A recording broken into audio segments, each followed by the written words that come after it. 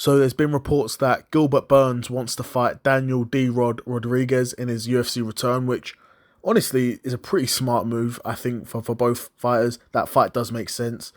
I like Gilbert Burns not being one of these delusional fighters who's lost 4 fights in a row but thinks he's going to walk into a world title shot.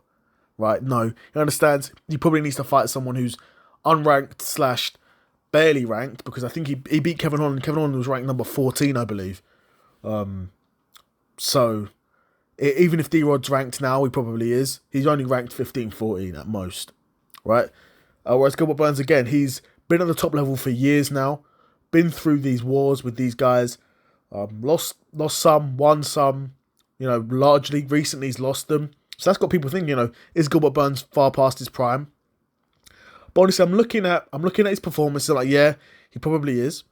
Because I think, particularly against Michael Morales, he looked finished in that fight, if I'm being honest. I don't think Gilbert Burns will ever recover from that sort of performance unless he's fighting guys who are really below his level, right? In terms of Gilbert Burns fighting guys that are top 5, top 10, I think those days are over. And we're going to find out if he fights D-Rod, is his days fighting top 15 guys over? Because if you can't beat D-Rod, then you've got no right being in the top 15, if I'm being honest, right? Because we saw D-Rod's performance against Kevin Holland. Like, it was a 3-rounder, and by the end of 3 rounds, he was absolutely gassed. Was competitive. He started off the fight well, but clearly hasn't got the gas tank to be going to the same wars that Gilbert Burns went through, right, in his prime. Like, D-Rod couldn't do that. So the real question is, how far removed from his prime is Gilbert Burns? Because I think Daniel Rodriguez, he's okay, he's decent, he's got some power in his hands, but I'd be surprised if I see him accomplishing anything more than a top 10 ranking. I don't think he's the athlete or the fight IQ to be in the top 10, potentially challenge for a top 5, title conversation. I don't think he's anywhere near that level, in my opinion. Right?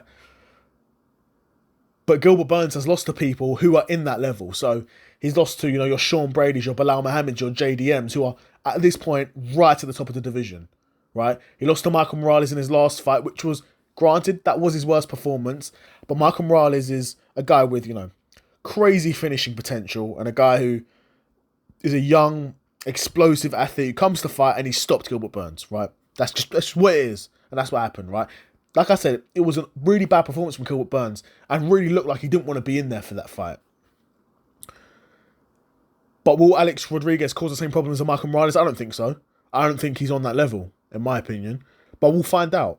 But that's an interesting fight. I don't see it being a fight night main event, or it's at best your feature fight.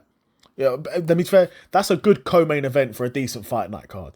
But that's not main eventing. Burns v Rodriguez.